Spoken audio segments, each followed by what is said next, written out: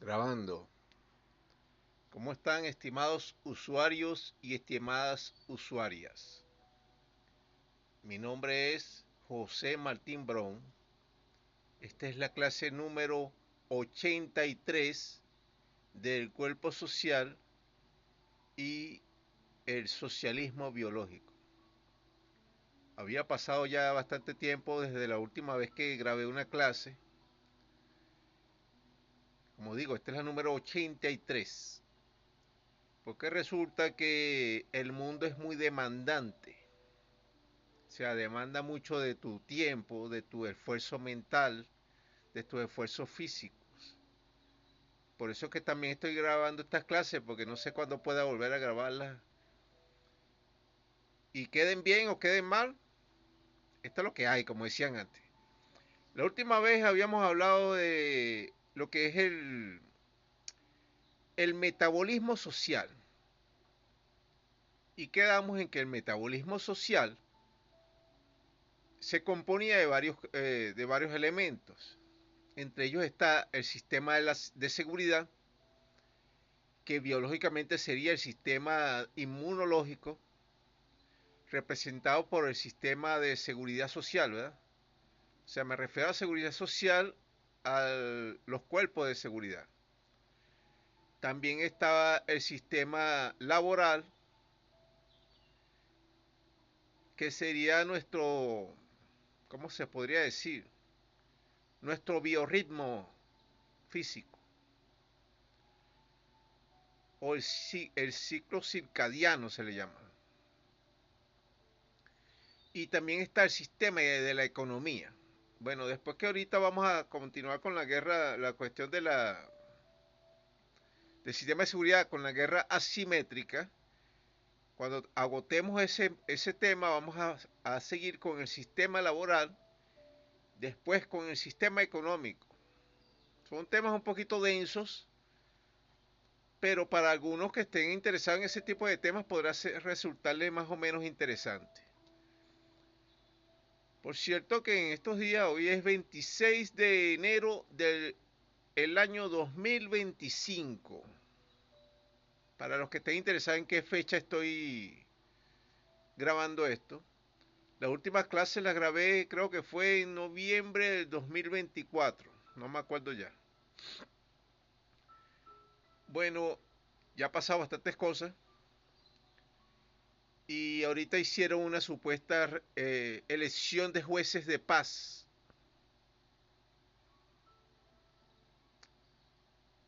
Bueno, sería algo así como un remedio de lo que yo llamo el sistema jurídico de este local, ¿verdad? No es igual, pero casi la pegan. Es igual como le pasó a Carlos Marx con la cuestión del socialismo y del marxismo. Casi la pega, pero le falta la parte biológica. Si ellos usaran la parte biológica, creo que podrían llegar a los mismos conceptos a los cuales yo he llegado. Vamos a continuar entonces, para no hablar mucho sobre mi persona y sobre cosas extrañas, vamos a hablar de lo que nos interesa. Vamos a ir entonces a la computadora.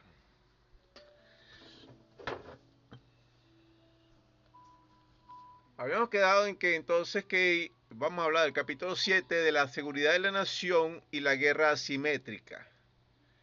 Del artículo 1006 de la neurosis de guerra y la revolución socialista. Puede entenderse por neurosis de guerra a aquella perturbación psicológica que pueden sufrir cualquiera de los revolucionarios socialistas por la tardanza o prolongación de la lucha, ya que el ritmo de las operaciones y los riesgos corridos pueden ser tales que muchos son vencidos por sus propios nervios, sin serlo realmente por la represión física. La neurosis de guerra es la que pueden sufrir los revolucionarios socialistas y puede ser una neurosis de tipo maníaco-depresivo caracterizada por los siguientes elementos: un sentido de abatimiento y desánimo alternados con una excitación febril, deseos temerarios de provocar al enemigo, incluso al descubierto y sin defensas, para librarse de la angustia siempre latente, para acabar con las inhibiciones a las que a la larga conducen la conducta de autorrepresión, la cual es normalmente la postura de muchos revolucionarios. Incluso en una etapa más avanzada, la neurosis de guerra de los revolucionarios pueden llegar a hacer que tiren todo por la borda, renieguen de su pasado, renieguen de sus amigos y de su nacionalismo, e incluso pueden llegar a entregarse a sus enemigos, o prefieren traicionar su propia ideología y ser absorbidos por el engranaje administrativo y burocrático nacional e internacional de la burguesía asesina, o peor aún, deciden traicionar a sus compañeros y camaradas de lucha. La neurosis de guerra o neurosis de guerra en general eran manifestaciones en las cuales los individuos sometidos a estrés, a la angustia o a la tensión de una guerra prolongada, sin posibilidad de un término plausible, de pronto agarraban su fusil y avanzaban hacia el enemigo dando gritos y disparando, o se quedaban acurrucados temblando como unos animalitos, hombres que hasta ese momento habían sido los más fieros defensores de los ideales de su país. Esto es lo que ha sucedido, estimado usuario y estimada usuaria. Acuérdense de lo que yo les he hablado con respecto a este libro, o a estos libros que yo he escrito, que he tomado ciertas partes de algunos otros escritos de algunos autores antiguos, principalmente de los años 60, los años 70, e incluso de el Che Guevara, incluso de aquellas personas que fueron martirizadas en el 1 de mayo, ¿verdad?, de Chicago, los mártires de Chicago. Y en los años 60 y 70 hubieron buenos escritores de ideología socialista y analizaban lo que era la guerrilla, la guerra de guerrilla principalmente, y cómo se comportaron muchos de esos guerrilleros antes de comenzar los ataques, después e incluso después cuando tomaron el poder los supuestos gobiernos democráticos. Usted está diciendo, usted dirá, bueno, pero es que esto está desfasado, ya la guerrilla no existe.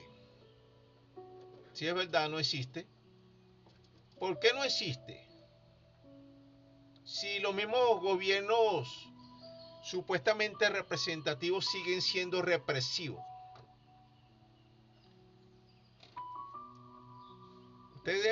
Usted mismo debe de comenzar a preguntarse eso. ¿Por qué ya no existen guerrilleros?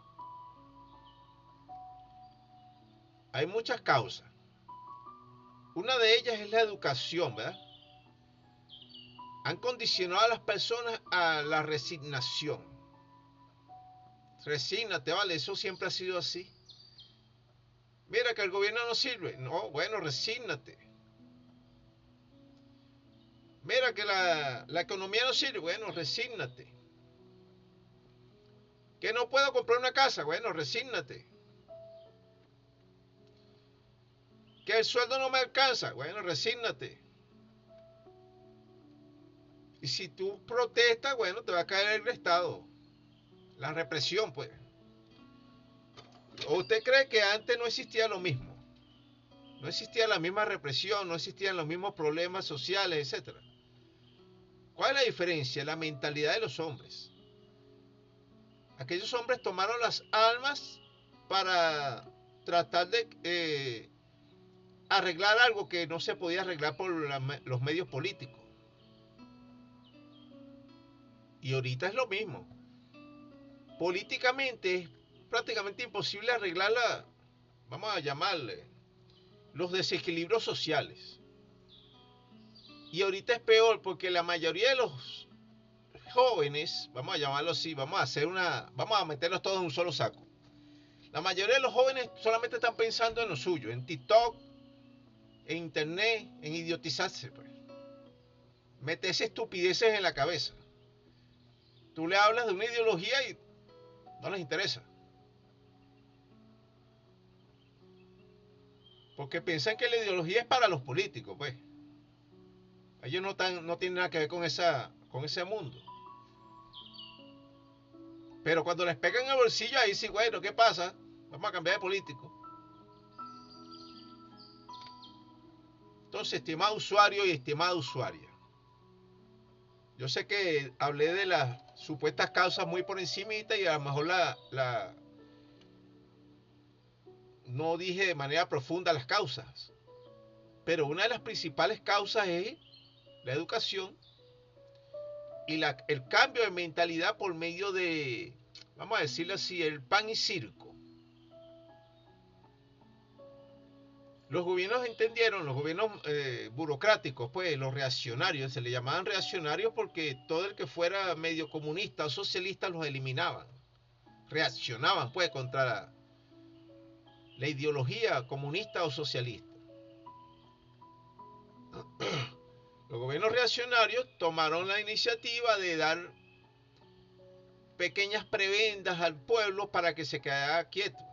Y de ahí nacieron los partidos socialdemócratas, los adecos y copellanos aquí en el caso de Venezuela, los partidos supuestamente socialistas en Latinoamérica, que nada más tenían de socialista el nombre, y le dieron cierta cantidad de medio, vamos a decir, pseudo beneficios al pueblo, para dejarlo, para que se quedara quieto, pues no protestara más. Vamos a hacer un ejemplo. Supóngase usted tenga 10 niños, 10 hijos, pues.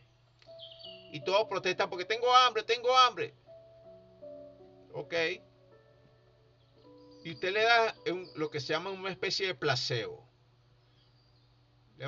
Una bolsa de caramelo. Y a punta de bolsa de caramelo usted lo quiere mantener. Y los pone a ver televisión. Usted sabe que no es suficiente, ¿verdad? Siempre van a mantener el hambre, pero se quedan quietos porque están entretenidos y aparentemente comiendo, pero no es una comida balanceada. Va a llegar un momento que esos niños se van a enfermar por anemia y todo lo demás que usted quiera. Bueno, más o menos así le pasa al pueblo. Tiene una cierta cantidad de beneficios que no son suficientes, pero el pueblo se queda quieto en sus manifestaciones de protesta. Eso es lo que ha sucedido. O sea, la idea de mis ejemplos es para que todo el mundo pueda entenderlo. No quiero usar ni palabras técnicas, ni rebuscadas, ni hacer una especie de trayectoria histórica y política.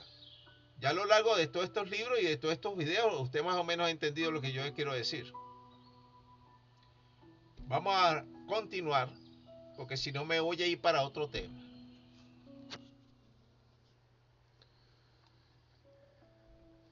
De los anticuerpos necesarios para evitar la neurosis de guerra. El revolucionario socialista debe tener una obstinación rebelde, ya que el patriotismo revolucionario no es simplemente defensivo, sino radical.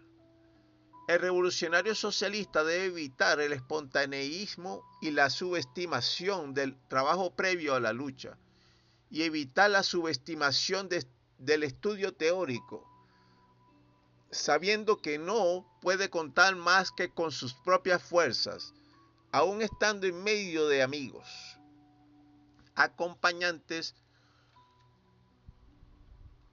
o de aliados poderosos, sabiendo que sus acciones y decisiones individuales y personales pueden decidir el futuro de las batallas. Esto significa que se necesita una férrea autodisciplina y una voluntad a toda prueba.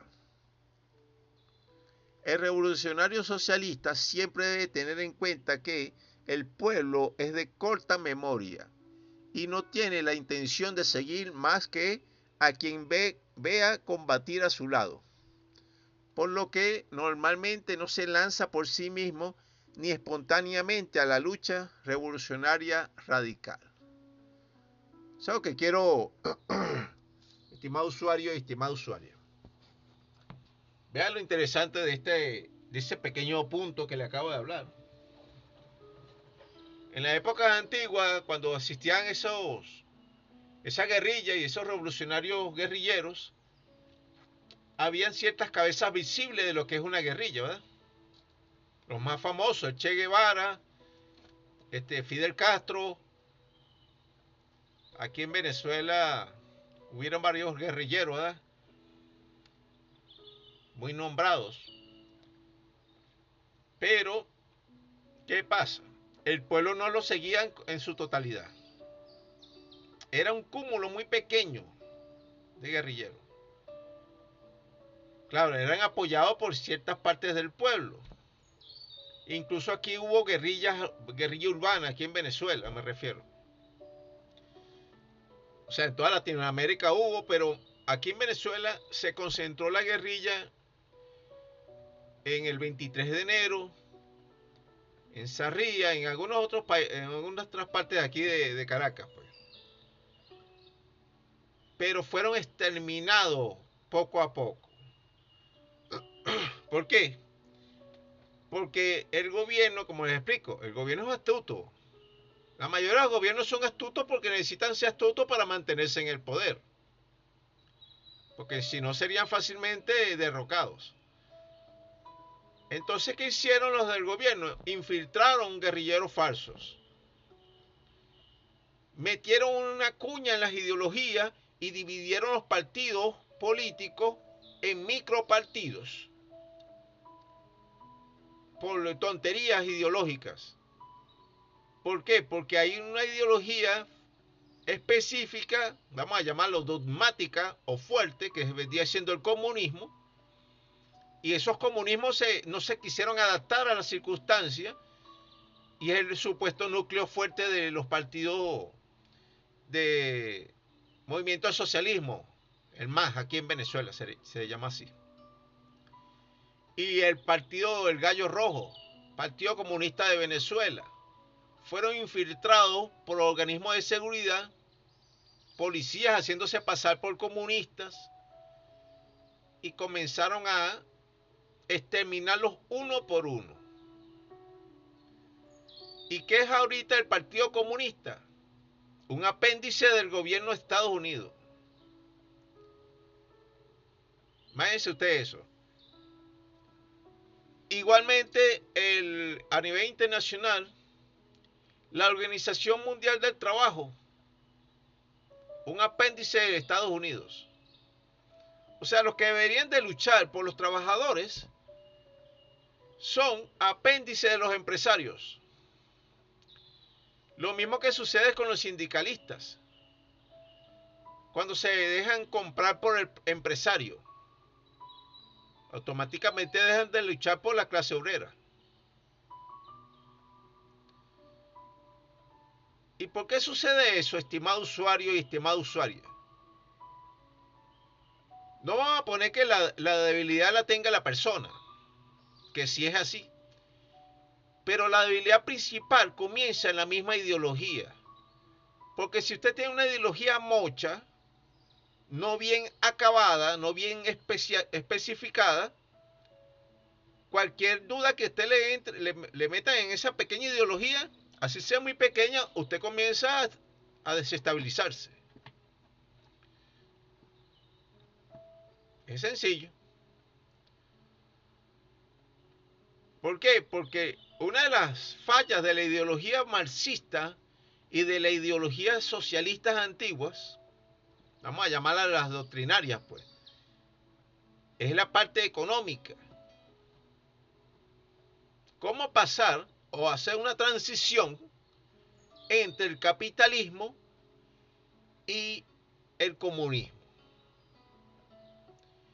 Y la otra parte es la parte comunicacional. Los comunistas no han sabido decir su ideología a nivel de masas. Cuando alguien le habla, mira, el comunista, bueno, hablan desde un asesino y demás. ¿Por qué? Porque se ha dejado arropar por la ideología, por la propaganda capitalista o burguesa, si le quiere llamar así.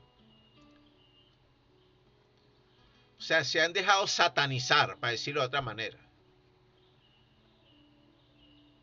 ¿Por qué la ideología comunista o socialista no ha sabido especificar su doctrina mucho mejor que la capitalista? Es una falla.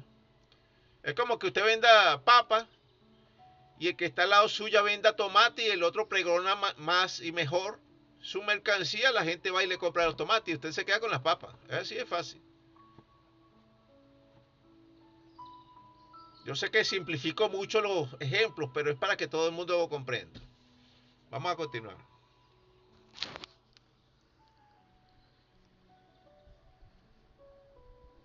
El revolucionario socialista no debe subestimar la superioridad temporal del imperialismo, ni la aparente debilidad de ningún enemigo, ni la línea oportunista de un radicalismo pequeño burgués, principalmente de la clase media, y que desprecia el trabajo paciente que debe realizarse con las masas populares. Tampoco debe dejarse arrinconar en ningún sentido, sea físico, ideológico, económico o político, donde pueda verse comprometido peligrosamente todo el trabajo revolucionario acumulado hasta el momento. El revolucionario socialista no puede tener un nacionalismo retrógrado, el cual no es sino la máscara sentimental de un disimulado pacto de entrega con la oligarquía, la cual siempre dice que quiere cambiar todo, pero que en la práctica solamente desea que todo se mantenga igual. O sea, en la cima los explotadores y en el abismo los explotados.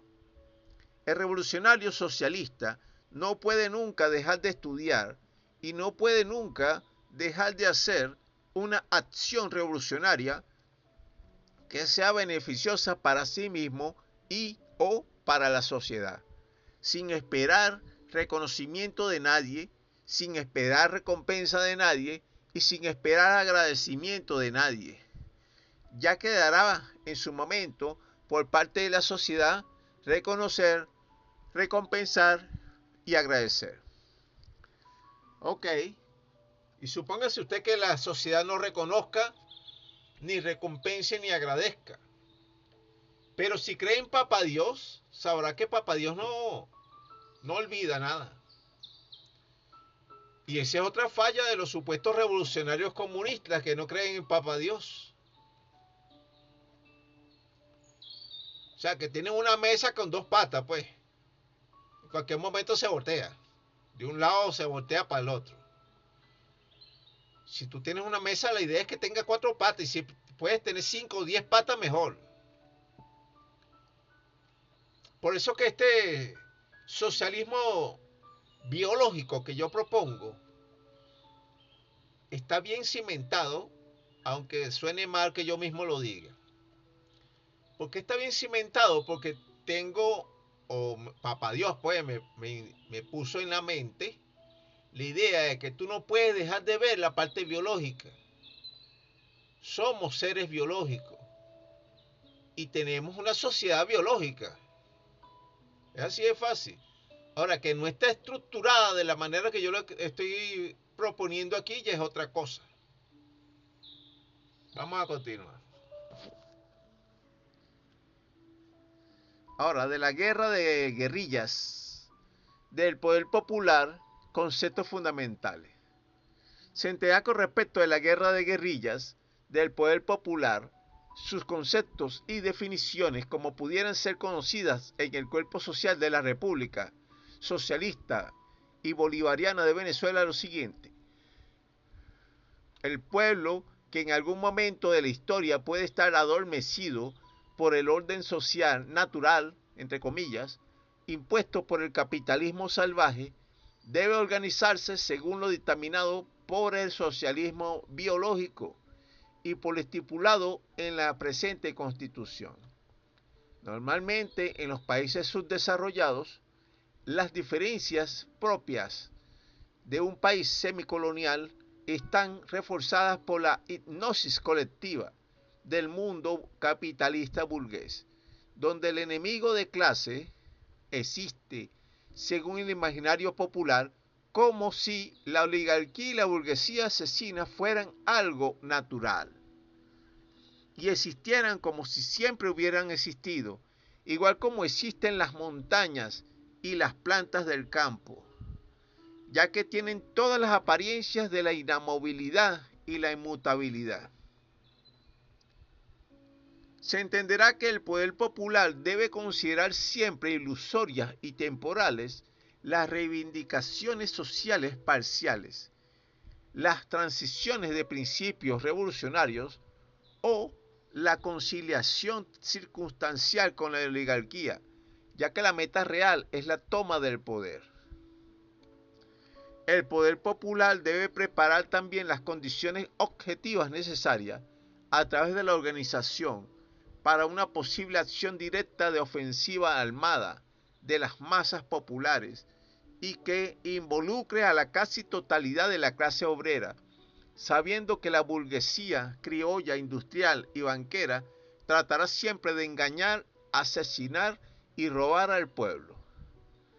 El poder popular debe comprender que la lucha revolucionaria es prácticamente irreconciliable con el imperialismo norteamericano y europeo. También deberá evitar el predominio de un solo jefe que se considere mesiánico y o irreemplazable por su contacto carismático con las masas populares. Y para esto, más que un ambiente sentimental del movimiento revolucionario, debe buscarse un ambiente de camaradería y de constante adoctrinamiento. La revolución socialista debe poder transformar las relaciones de producción en su conjunto, ya que el feudalismo agrario que pervive en la actualidad en forma de latifundio es una parte integrante del desarrollo de la burguesía comercial, agraria, explotadora, industrial y banquera, que simplemente debe ser completamente suprimida. Debe entenderse que el poder popular debe organizar la defensa de las masas populares y transformarlas en ofensivas por medio de las tácticas de guerrilla, practicando y preparándose en las guerras asimétricas y en las guerras de guerrilla. Las masas populares deben entender que hoy es posible tomar el poder del gobierno y conservarlo. Y para ello el heroísmo no es suficiente, sino que hace falta también madurez ideológica y sobre todo sentido político, ausencia de sectarismo, rigor en la preparación de la lucha armada y sobre todo un plan de gobierno nacional.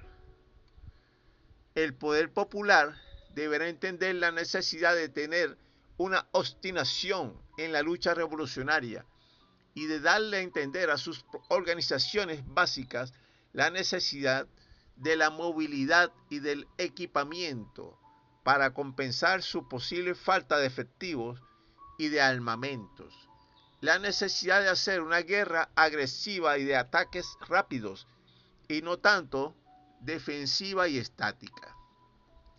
Para la guerra de guerrillas, el poder popular, el término autodefensa no es realmente el más conveniente o adecuado, ya que el mismo sugiere una actitud pasiva, temerosa y replegada. La autodefensa no adolece tanto de una falta de audacia en sus promotores, sino que, por el contrario, a menudo manifiesta una admirable cantidad de sacrificios y un inútil despilfarro de heroísmo que no conduce a nada. Es decir, conduce a todo menos a la conquista del poder político, ya que es como un espontaneísmo armado. Debe entenderse que muchas veces la autodefensa niega o reprime el papel del destacamento armado de la guerra de guerrilla, que orgánicamente no puede ser distinto de la misma población civil. Normalmente la autodefensa no aspira a la supremacía militar ni política para los explotados o para el pueblo. Ok, vamos a descansar un momento y vamos a escuchar mientras tanto una música instrumental.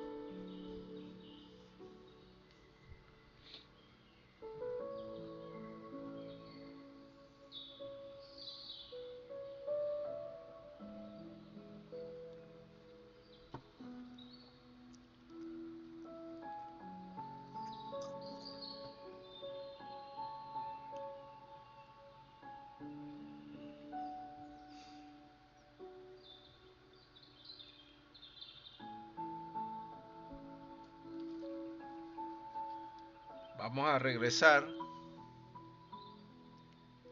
para continuar con la lectura.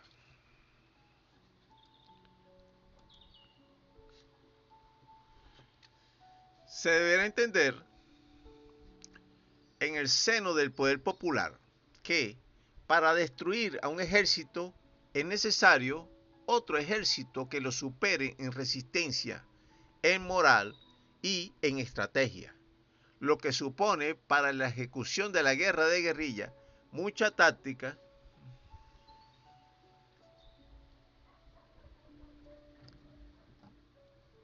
mucha estrategia, mucho entrenamiento, mucha disciplina y mucho equipo y armamento. La organización del poder popular también supone la previsión de los peores escenarios posibles, para estar siempre preparados para la solución de los posibles daños y para saber cómo reaccionar ante tales circunstancias. Ok, estimado usuario y estimado usuario. Usted me dirá, bueno, pero ¿por qué no te metes tú a guerrillero y demás? Bueno, yo digo que un solo palo no hace montaña.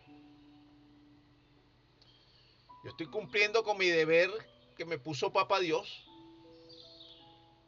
o que me autoimpuse yo mismo, pues me dio la gana de escribir este libro y de difundirlo. Allá los que me quieran hacer caso y allá los que no me quieran hacer caso. Los que quieran que sus hijos, nietos y demás familiares y amigos vivan un poquito mejor, o usted mismo quiere vivir un poquito mejor, por lo menos coloque en la realidad, aunque sea el 1% de las cosas que yo propongo aquí.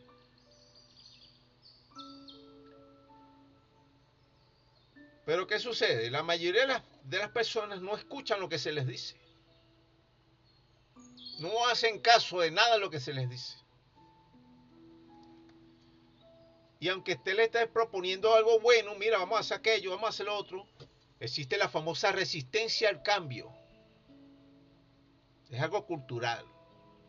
Las personas prefieren a su enemigo que le esté pisoteando el cuello a un supuesto amigo que le dice, mira, yo te voy a liberar. Yo tengo por ahí incluso una teoría que a la final, después de el último capítulo que yo haga de este libro, si es que lo puedo hacer, voy a exponerla un poquito con más calma, que es la teoría, una metateoría de la social, que hablo de por qué los pueblos eligen a sádicos como presidentes.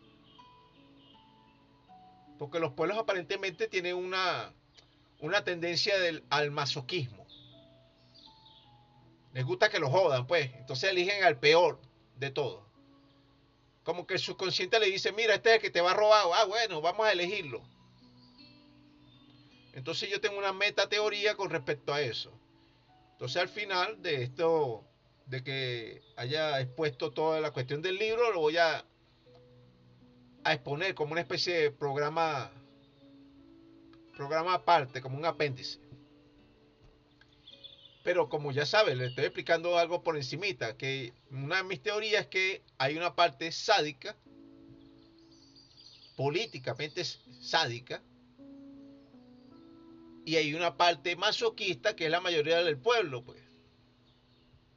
La mayoría de los masoquistas no les interesa ni siquiera cambiar. De boca para afuera dicen que quiero cambiar. Bueno, vamos a poner a alguien que diga que va a cambiar las cosas, pero su subconsciente lo traiciona y eligen al peor. Vamos a continuar.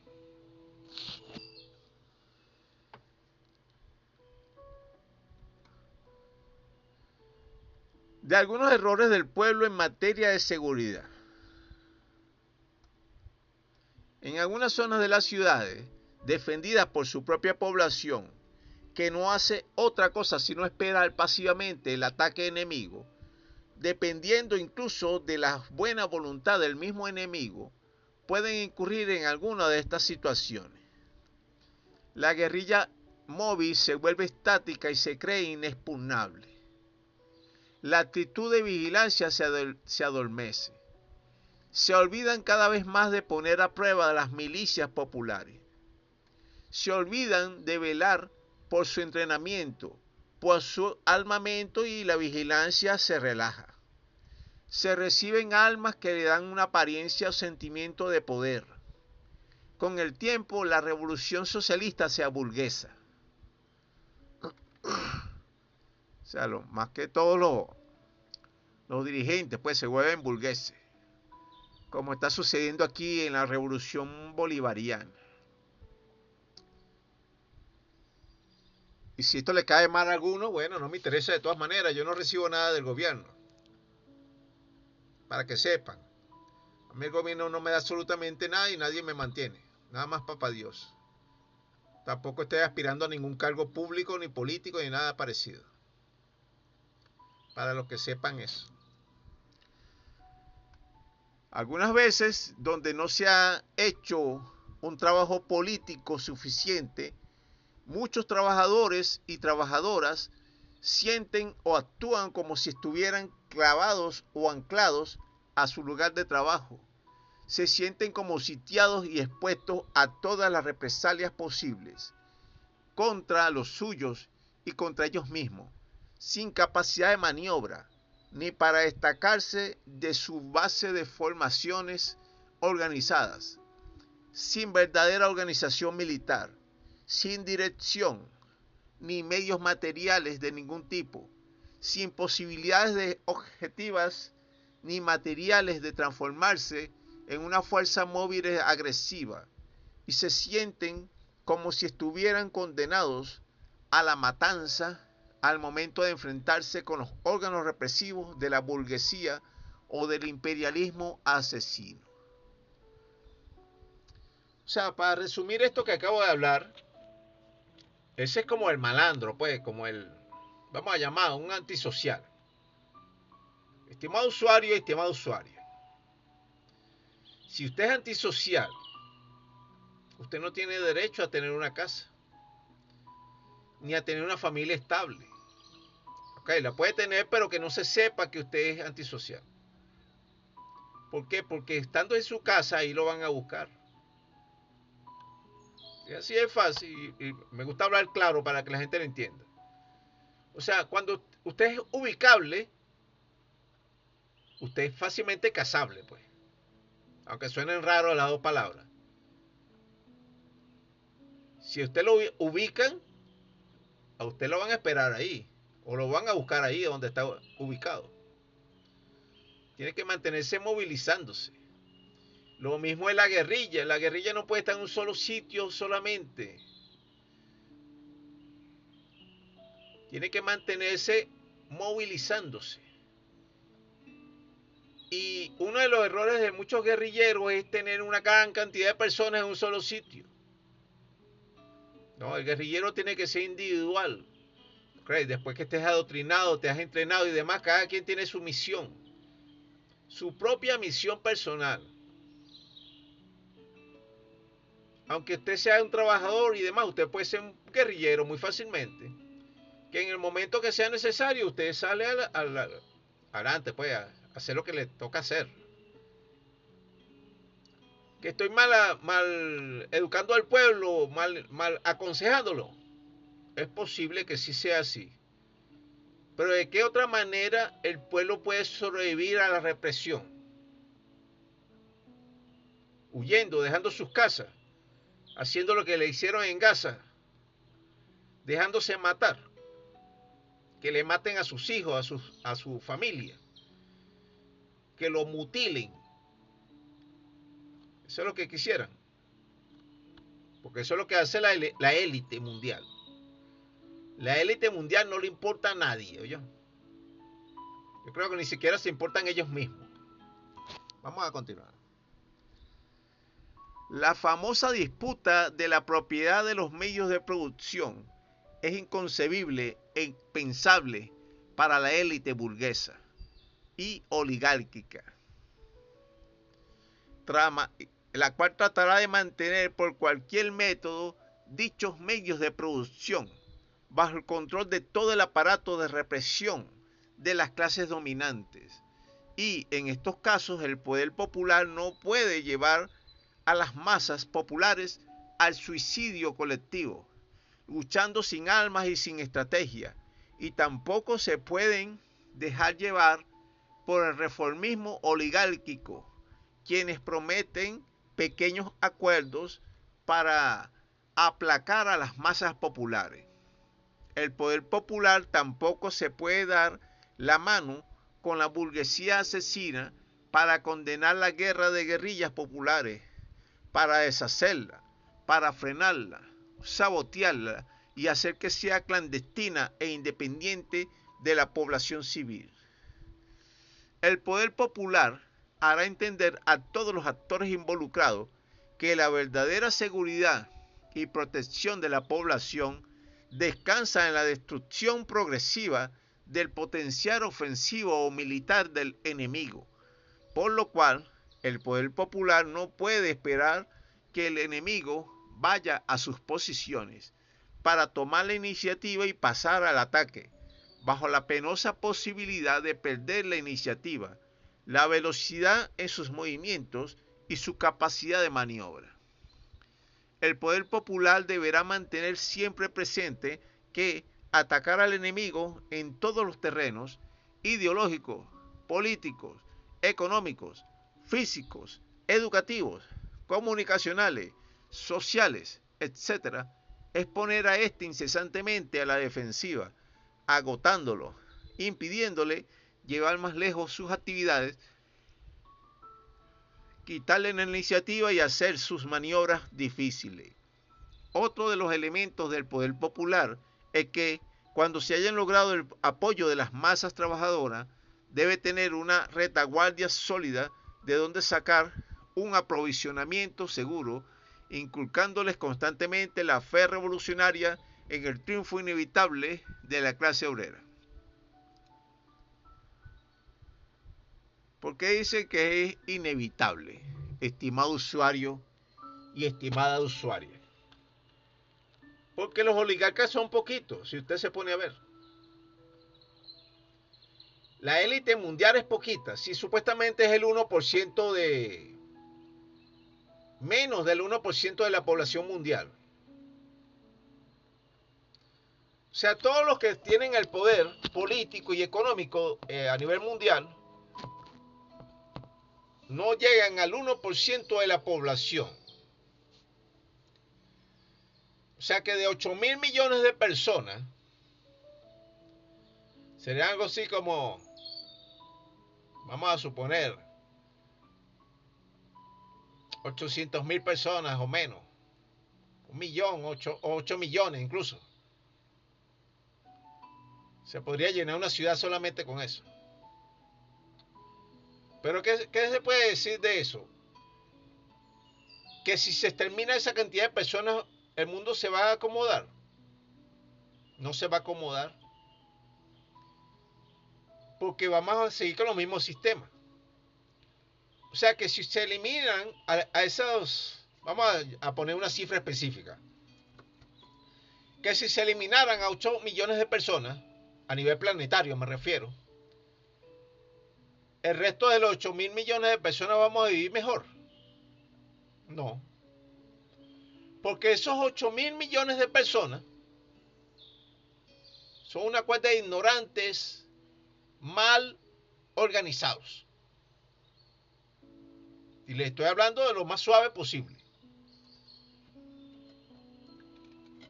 Una cuenta de ignorantes mal organizados porque no ven otro modelo de funcionamiento.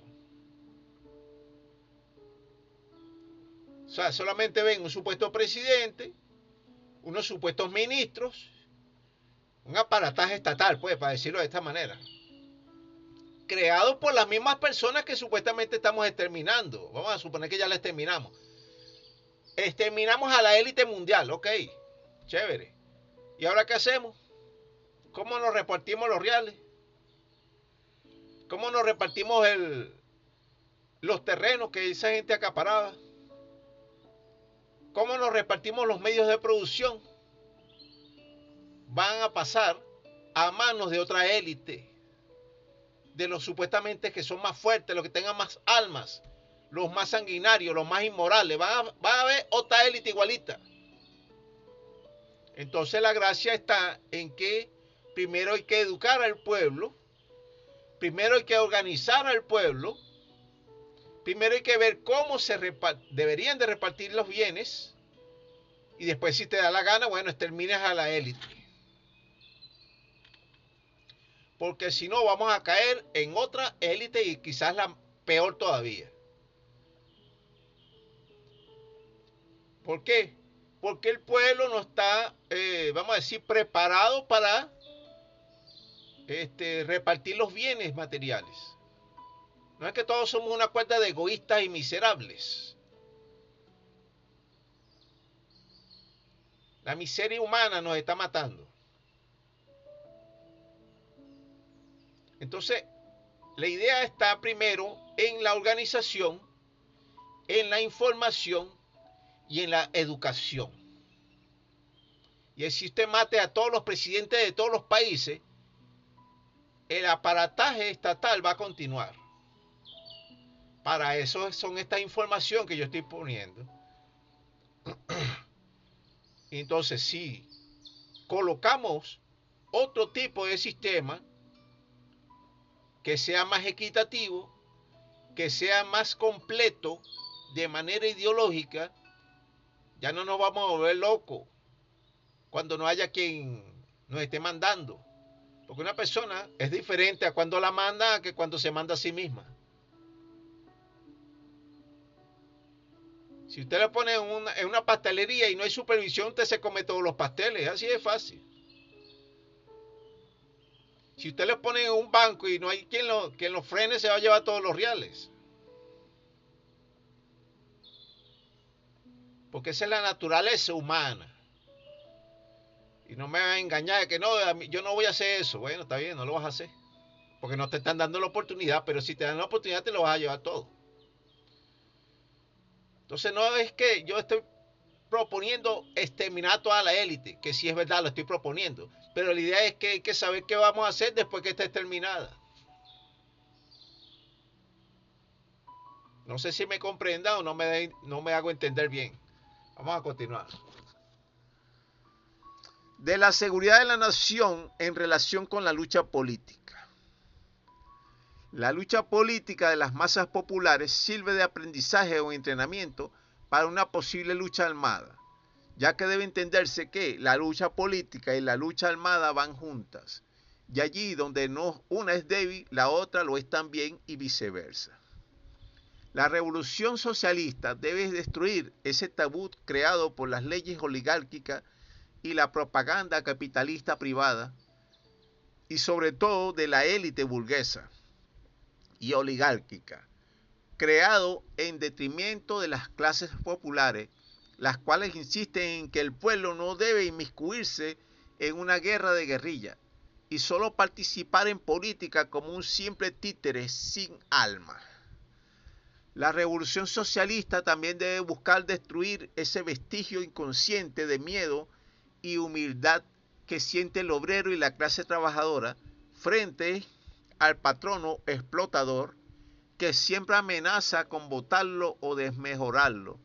Miedo que paraliza el descontento y produce una inacción prolongada e intolerable de la misma clase trabajadora. Todos los revolucionarios socialistas en su lucha política o en su lucha armada deben entender que solamente el dominio del detalle da seriedad y viabilidad a los planes generales, que la atención minuciosa y casi maníaca a los más mínimos preparativos materiales e ideológicos es lo que puede darles las verdaderas victorias revolucionarias. En las luchas políticas y revolucionarias se entenderá que prácticamente no hay lugares inaccesibles. En este sentido, la regla general de conducta que debe ser observada por el ejército rebelde de los trabajadores y de las trabajadoras es la de actuar siempre como si el enemigo supiera dónde se encuentran los revolucionarios y fueran a su encuentro desde el lugar más próximo, y adoptar en consecuencia la preparación y la movilización o la movilidad a ultrancia. Es necesario la colaboración mutua de todas las fuerzas revolucionarias con una dirección única de todas las fuerzas, con una dirección política que tenga un conocimiento profundo, táctico y detallado de las cuestiones militares. Si no, los luchadores revolucionarios podrían incluso morir por nada, frente a la élite burguesa y asesina, por la falta de un mandato único que los cohesione y que no permita la anarquía revolucionaria. Las fuerzas revolucionarias del poder popular primeramente deben evitar todo aquello que estorbe a la victoria del socialismo biológico, pero la fuerza de la tradición, la adhesión zoológica a formas de organización determinadas, consagradas y solidificadas por el tiempo, impiden muchas veces romper con una estructura establecida y pasar a una nueva forma de lucha exigida por la situación de guerra o de lucha popular, y posponen cada día por fútiles motivos el cambio de tácticas o de estrategia. Una de las estrategias del poder popular es inmovilizar a millares de soldados enemigos y congelar la mayor parte del aparato policial represivo de la oligarquía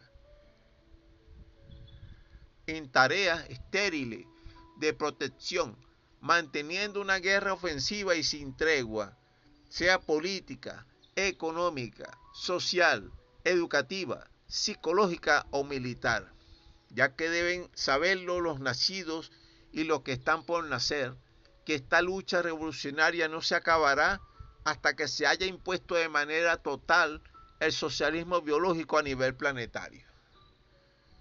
Las fuerzas revolucionarias del poder popular deben eliminar de entre sus filas el idealismo ingenuo, sabiendo que ningún frente artificial o real de lucha puede colmar un vacío de dirección militar y política, entendiendo también que un militar o paramilitar de la burguesía o un policía del aparato represivo del capitalismo o los mismos oligarcas parásitos y asesinos no respetan sino lo que temen, y esto que ellos pueden temer sería un pueblo consciente, muy bien organizado y dispuesto a la lucha, incluso armada, por sus derechos, o como dicen los viejos eslogan, un pueblo arrecho reclama sus derechos. Un pueblo unido jamás será vencido. En este sentido, el poder popular en su lucha política y revolucionaria a veces necesita subordinar las formas pacíficas de la lucha de las masas populares y trabajadoras por la lucha armada de las masas populares y trabajadoras. Y es en ese momento cuando se entiende que la guerra de guerrilla es también en esencia una guerra política, de tal manera que el poder popular necesita revolucionarios que sean al mismo tiempo un cuadro político y un cuadro militar. Para los revolucionarios socialistas y para los jefes políticos militares del poder popular, todo descansa en los detalles y en permitir y no estorbar el surgimiento natural de líderes populares, ya que muchas veces para el pueblo la única vía de la liberación es la lucha armada de las masas populares. La guerra, como se sabe, es la prolongación de la política, pero por otros medios. Por lo cual, es necesario que el grueso de la dirección revolucionaria abandone sus zonas de confort y se incorporen de manera decidida al ejército guerrillero popular. Para los revolucionarios socialistas del poder popular, se entenderá que, aparte de los factores morales y de todos los adiestramientos requeridos para la guerra de guerrilla, el buen estado del cuerpo físico es fundamental, por lo cual la disciplina del partido se debe convertir también en una disciplina militar, sabiéndose que la instancia política no se separará de la instancia militar. Ambas deben formar un todo orgánico. El revolucionario socialista no se puede permitir la búsqueda obsesiva de alianzas con tal o cual fracción de la burguesía, ya que el método verdaderamente revolucionario no puede servir para fines reformistas. El revolucionario socialista debe renunciar a todo tipo de materialismo y quizás hasta a la vida misma, de ser necesario. Debe tener mucho temple, tenacidad y un cuerpo y una mente que soporten cualquier tipo de hambre, cansancio, sed o de sufrimientos durante semanas, meses o años. Dentro del poder popular resistirá un ente llamado el Anillo. Esta organización es la del Ejército Popular, cuyo núcleo es el Ejército Guerrillero Popular, el cual podrá incluso enfrentarse al imperialismo en actos y no solo en palabras. En este sentido, la guerra de guerrillas es un derecho y un deber legítimo y sagrado para todo individuo amante de la justicia. Aquí hablo sobre algunos conceptos y definiciones, sobre guerra, guerra bacteriológica, guerra civil, guerra de nervios, guerra fría, guerra sorda. Esta es la guerra, por ejemplo, guerra de cuarta generación. Es aquella en la cual se utilizan todo tipo de aparatos tecnológicos y especialmente los medios de comunicación para colonizar la mente de los enemigos. Se entiende por guerra asimétrica aquella en la cual un enemigo es 10 veces o 20 veces más poderoso que el otro y aún así este puede ser vencido por el que es aparentemente más débil. Bueno, vamos a dejarlo hasta ahí. Vamos a terminar este pedacito. Ok, del poder defensivo nacional para proteger la soberanía e incrementar la capacidad defensiva del país con afán bozo, etc. Incrementar la actividad operativa, incrementar la unión cívico-militar, actualizar, adaptar y masificar los planes de estudio en el área de inteligencia y contrainteligencia para la seguridad y defensa de la patria, de acuerdo al pensamiento militar bolivariano y de socialismo biológico. Fomentar, incrementar, desarrollar y fortalecer la creación de la milicia nacional y de los cuerpos combatientes en todas las estructuras del ente venezolano. Y modernizar y conservar y almacenar y mantener el equipamiento y los sistemas de armas de la FAMBOSO, Fuerza Armada Nacional Bolivariana y Socialista, incrementando también los materiales, los sistemas militares y el apoyo logístico y la sanidad. Entonces en la siguiente clase vamos a hablar entonces de otro tema de los trabajos y derechos laborales. Nos vemos entonces en la siguiente clase, estimado usuario y estimada usuaria.